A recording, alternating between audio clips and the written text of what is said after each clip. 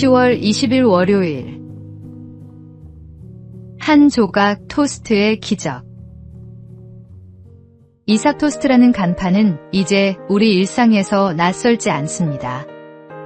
전국 800여 매장, 해외까지 뻗어나간 이 브랜드가 사실은 단 한 사람의 작은 선택에서 시작되었다는 사실을 아십니까? 이삭 토스트 김하경 대표는 남편의 건강 악화로 생계를 책임져야 했습니다. 학원 강사로 일했지만 수입은 부족했습니다. 그러던 어느 날 봉사활동을 마치고 먹었던 토스트 한 조각이 그의 인생을 바꾸었습니다. 토스트 장사를 시작해보자는 마음이 생긴 것입니다. 1995년 청주의 3평 남짓한 작은 가게.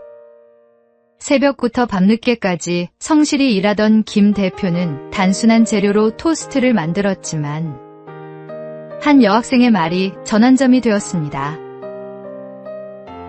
여기에 소스를 바르면 훨씬 맛있겠네요. 가족들과 수없이 연구한 끝에 특별한 소스가 탄생했고 이는 이삭 토스트의 상징이 되었습니다.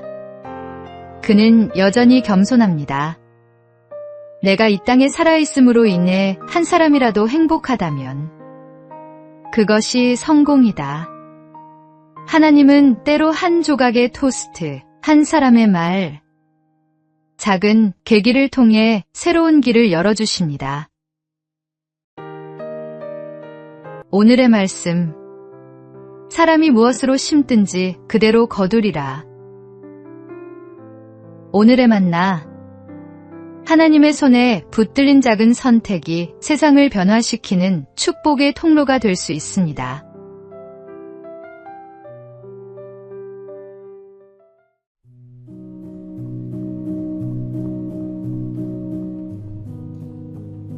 (10월 21일) 화요일. 분노의 대가. 한 직원이 상사의 지적을 받게 되었는데 그날따라 피곤과 스트레스가 겹쳐 있었습니다.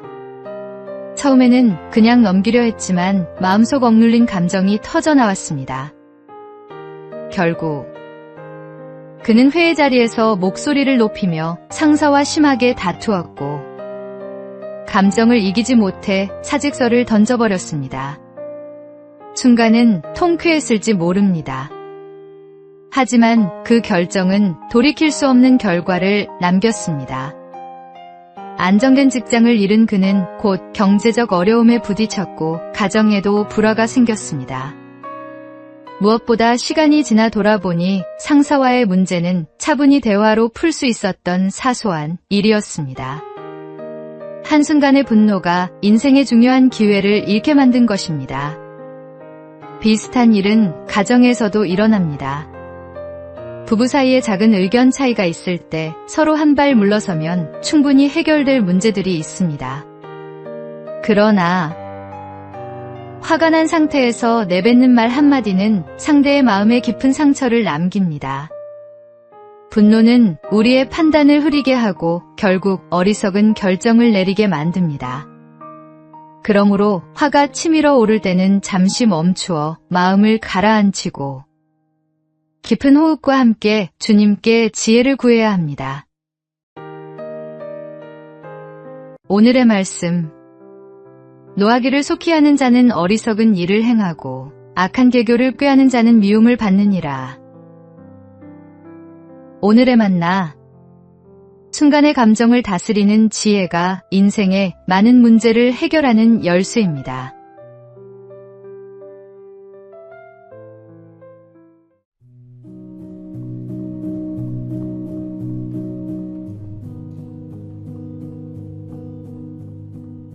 (10월 22일) 수요일.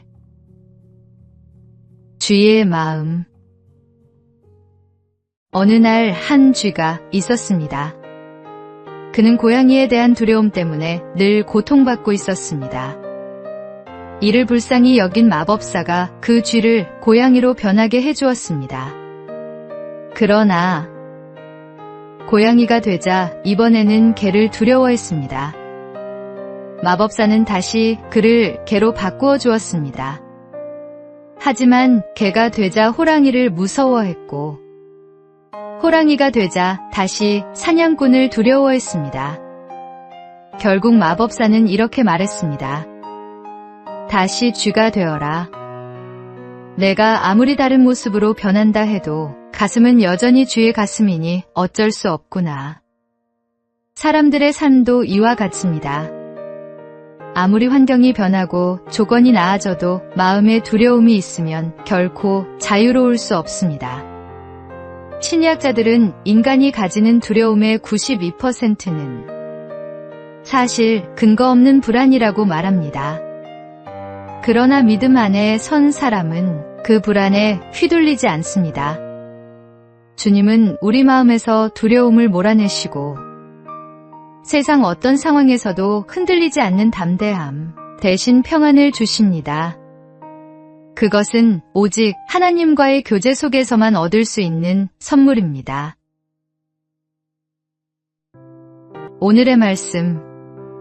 주 안에서 항상 기뻐하라. 내가 다시 말하노니 기뻐하라. 오늘의 만나. 환경을 바꾸려 애쓰기보다 먼저 마음을 하나님께 맡기는 것이 진정한 평안의 시작입니다.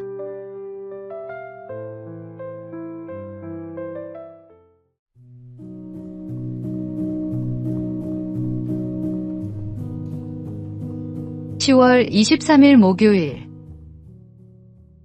기도의 성장 단계. 기도에도 성숙의 단계가 있습니다. 1단계.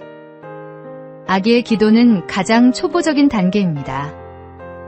물질적인 것, 눈에 보이는 것을 구하는 기도입니다.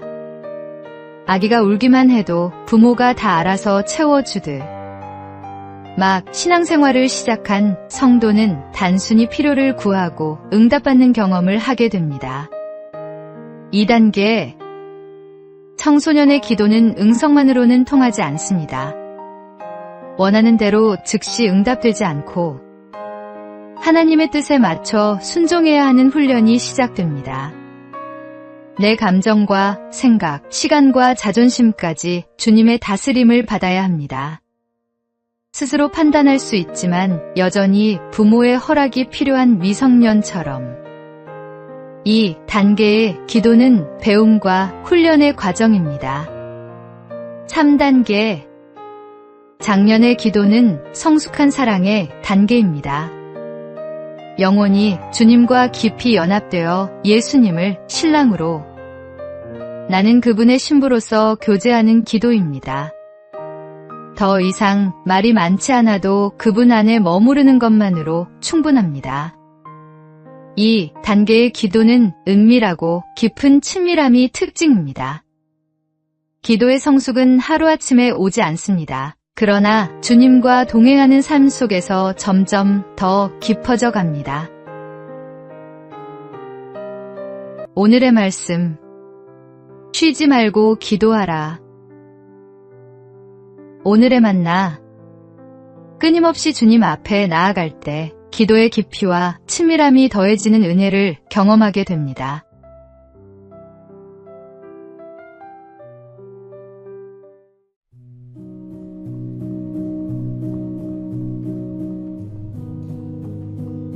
(10월 24일) 금요일. 말씀의 능력. 제가 하나님의 말씀에 사로잡혀 있기에 여기 제가 서 있습니다. 저는 달리 할 수 없습니다. 하나님이여 저를 도우소서. 종교개혁자 마르틴 루터가 보름스회의에서 남긴 확고한 신앙 고백이었습니다. 그는 성경이 결코 정치적 도구나 개인의 권력을 위해 사용되어서는 안 된다고 믿었습니다. 오직 하나님의 말씀을 선포하고 전하기 위해 존재한다고 확신했습니다. 루터는 로마서를 통해 하나님의 뜻을 발견하고 1517년 95개조 반박문을 게시하며 본격적인 종교개혁의 길을 걸었습니다. 그는 훗날 이렇게 고백했습니다. 나는 오직 하나님의 말씀을 가르치고 설교하고 기록했을 뿐입니다. 그런데 놀라운 일이 일어났습니다. 말씀은 스스로 역사했고 교황의 권세조차 흔들리기 시작했습니다. 이 모든 것은 말씀의 능력 때문입니다. 루터가 종교개혁을 일으킨 이유는 당시 교회가 하나님의 말씀에서 멀어졌기 때문이었습니다. 오늘날도 마찬가지입니다. 아무리 훌륭한 프로그램과 교재가 있어도 말씀에 기초한 신앙이 우선되어야 합니다. 말씀은 살아있고 능력이 있어 우리의 삶과 세상을 변화시키는 힘입니다. 오늘의 말씀.